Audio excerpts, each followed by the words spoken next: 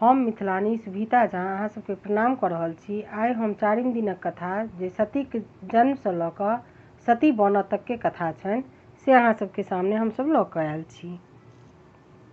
सुनै जाउ। ईश्वर सृष्टि करबाक इच्छा से पहिने विष्णु तखन महादेव आ अंत में ब्रह्माक रूप में अवतार लेलनि। ब्रह्मा के सृष्टि करबाक भार भेटलनि।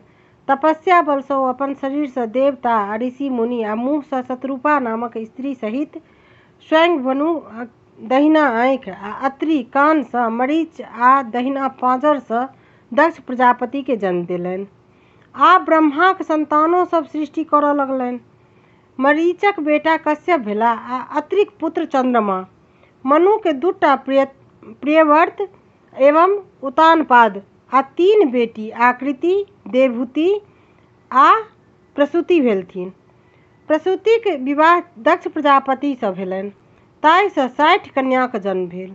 ओहि में 8 कन्याक विवाह धर्म से भेल छनि, 11 के रुद्र से आ 13 कश्यप से आ 27टा के चंद्रमा से आ 1 गोट सती जे रहलखिन तिनका महादेव से विवाह भेल छनि।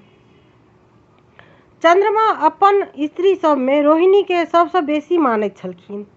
तैं बाकी 26 बहिन हुनकर बहुत डाह होइत छलनि आ बहुत ओ सब जड़ै छलखिन हैं रोहिणी से।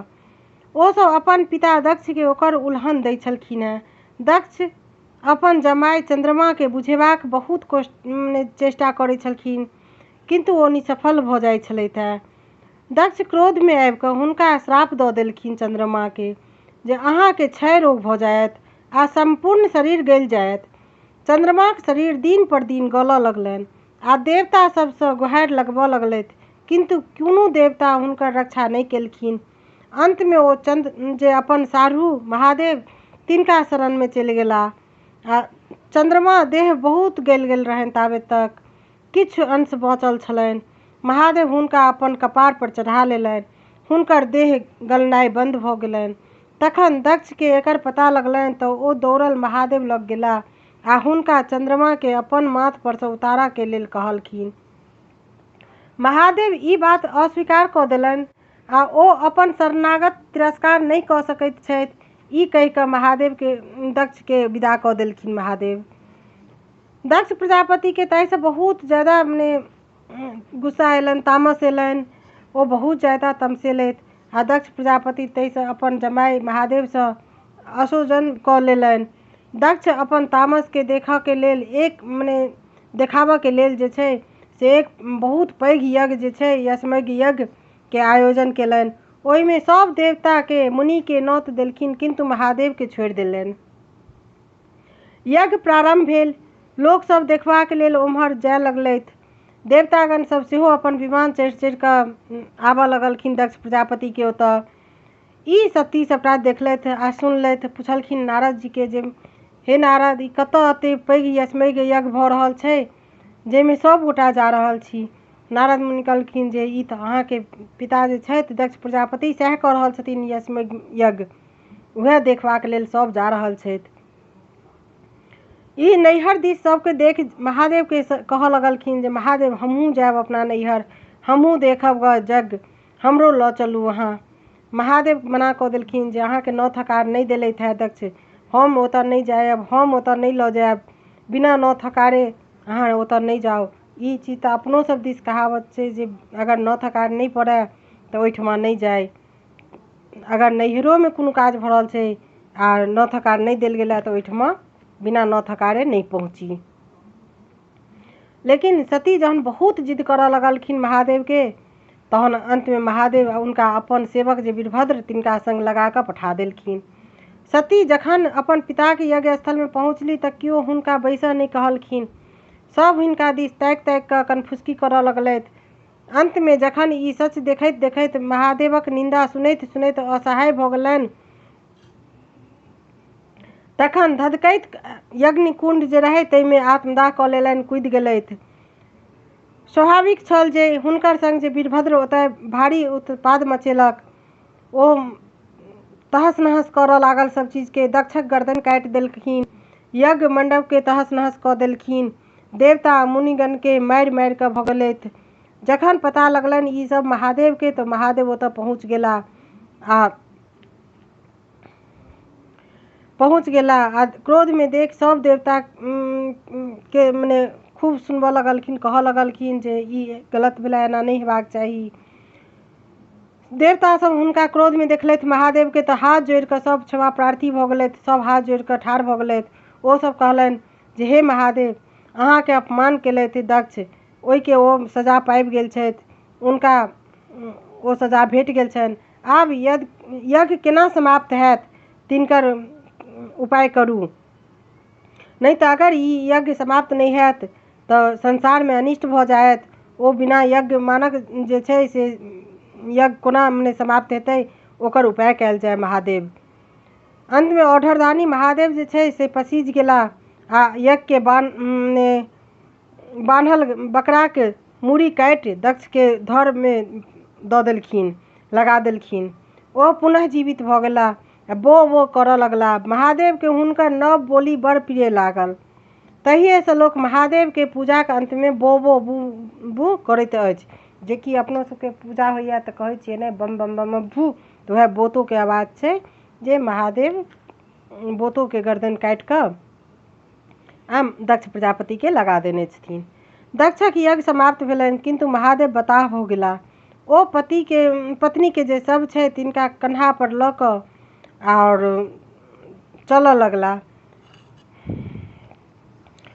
विष्णु भगवान जे छै ई स्थिति जखन नहीं सहल गेलनि, महादेव के ई रूप देख कऽ नहीं रहल गेलनि, तखन ओ अपन चक्र सँ सती के शरीर के काटि काटि कऽ भूमि पर खसबऽ लगलखिन। सती के अंग जतऽ ततऽ खसऽ लगलनि भूमि पर। ओ सबटा जतऽ जतऽ खसल छनि तही ठमा सिद्धपीठ कहबैत अछि। विष्णु महादेव के परामर्श देलखिन जे ओ कठिन तपस्या करत और सती जखन फेर जन्म लेथिन तखन ओ उनका प्राप्त करता। महादेव तखन कैलाश छोड़ि हिमालय जे छै पर्वत ताहि पर चलि गेलथि आ एकदम जंगल में जाकर तपस्या में लीन भऽ गेलथि। एक राजा के दूटा कन्या छलखिन, पहिल कुमारव्रता आ दोसर पतिव्रता। कुमारव्रता अर्थ जे भरि जीवन कुमारी रहब, आ पतिव्रता के अर्थ जे पति के सर्वस्व बुझि अपन जीवन जे छै हुनके सेवा में लीन रहब। पति एक आज्ञा दैत के अनुसार सब कार्य करब। राजा पतिव्रता के विवाह एक राजकुमार सँ करा देलखिन, हुनका सासुर पठा देलखिन। आ कुमारव्रता के जे छै तिनका नंदन वन में एक कुटी बना कऽ हुनका रहबाक व्यवस्था कऽ देलखिन। एक दिन एक सिद्ध योगी ओहि वन में जाइत छलाह। हुनका मस्तक पर एकटा जे कौआ छै से चटक कऽ देलकनि। योगी क्रोध सँ कौआ के श्राप दऽ देलनि। कौआ जरि कऽ भस्म भऽ गेलथि। साधु भीख मंगैत मंगैत पतिव्रता के ओतय पहुँच गेला। पतिव्रता कहलखिन, नंदन वन में आगि लागि गेल छैक, ओहि वन में हमर बहिनक कुटी छनि, ओकरा बचा कऽ अहाँ आउ, ताबत हम तुलसी के बेर दै छी, तखन भीख अहाँके हम दऽ देब। साधु हुनका डरबऽ लगलखिन जे हमरा अहाँ अगर शीघ्र भीख नहीं देब तऽ हम अहाँके श्राप दऽ देब। ताहि पर पतिव्रता कहलखिन, हम कौआ नहीं छी जे अहाँके हम श्राप सँ भस्म भऽ जायब। ई सुनि साधु के मुँह अवाक रहि गेलनि।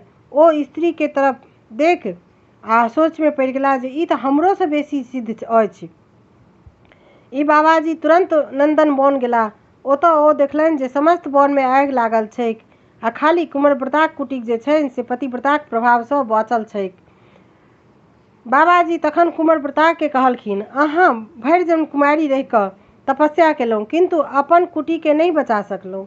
अहाँ कुटी जे पतिव्रताक प्रभाव सँ बाँचल अछि, ई तऽ सिद्ध भेल जे कुमारव्रता सँ बेसी पतिव्रताक जे भक्ति छै से पैघ होइत छैक। ई सुनि कुमारव्रता निश्चय केलनि जे ओहो विवाह कऽ पतिव्रता बनि जेती। भोर भेला पर जाहि पुरुषक दर्शन हुनका सबसँ पहिले हेतनि तिनके सँ ओ विवाह करती। भोर भेल पर हुनक प्रथम नजर एक कुष्ठ रोगी पर पड़ि गेलनि, लेकिन ओ निश्चय केने छलीह जे हम जाहि पुरुष के पहिले देख लेबनि तिनके सँ हम विवाह करबनि। तैं हेतु हुनका ओही पुरुष सँ विवाह करऽ पड़लनि।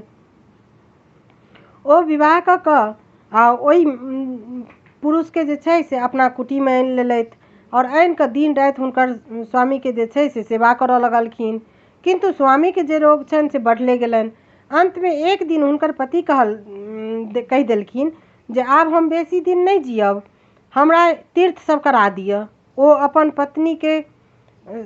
अपन पति के ढाकी में लऽ कऽ माथ पर उठा कऽ विदा भऽ गेली। रास्ता में एकटा ऋषि सूली पर लटकल तपस्या करैत छलाह। पतिव्रता जखन अपन माथ पर से ढाकी उतारऽ लगलथि, ढाकी मतलब जे अपना सबके दिस पथिया होइया बड़का, तै में ओ रखने रहथिन पति के। आ ओ जे उतारऽ लगलथि, ओहि काल में ऋषि के जे छै से डाँड़ में चोट लागि गेलनि। हुनकर समस्त शरीर जे छै से कनकनाय लगलनि। ऋषि हुनका श्राप दऽ देलखिन, जाय स्वामी लए ऋषि के एतेक कष्ट अहाँ पहुँचेलहुँ, ओ स्वामी सूर्योदय से पहिने मरि जेथुन। ई सुनि हुनका बहुत दुख भेलनि आ ओ ओहिठाम बैस कऽ भगवान सूर्य के व्रत करऽ लगली।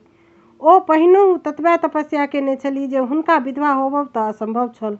महात्माक श्राप हुनकर पति मरि तऽ गेलखिन, किंतु सतीक तपस्या सँ प्रभाव सँ ओ फेर जीव उठलखिन और हुनकर शरीर जे छनि से पूरा स्वस्थ भऽ गेलनि। एहि तरहे सतीक कतेको महिमा देखल गेल अछि। तैं सती, सीता, सावित्री, अनसुईया, विह्वला आदि जे छै गुणगान एखनो धरि होइत अछि। यदि कोनो स्त्री मन सँ अपन पति के सेवा करथिन तऽ हुनका निश्चय कोनो क्लेश नहीं हेतनि। ओ सती, सीता, सावित्री जकाँ अमर बनि कऽ रहती, सदा सुहागन भऽ कऽ रहती। बहुत बहुत धन्यवाद। आइ सावित्री कथा अंत भेल। ई सती कथा अंत भेल। सब गोटा के प्रणाम करै छी, गोर लागै छी।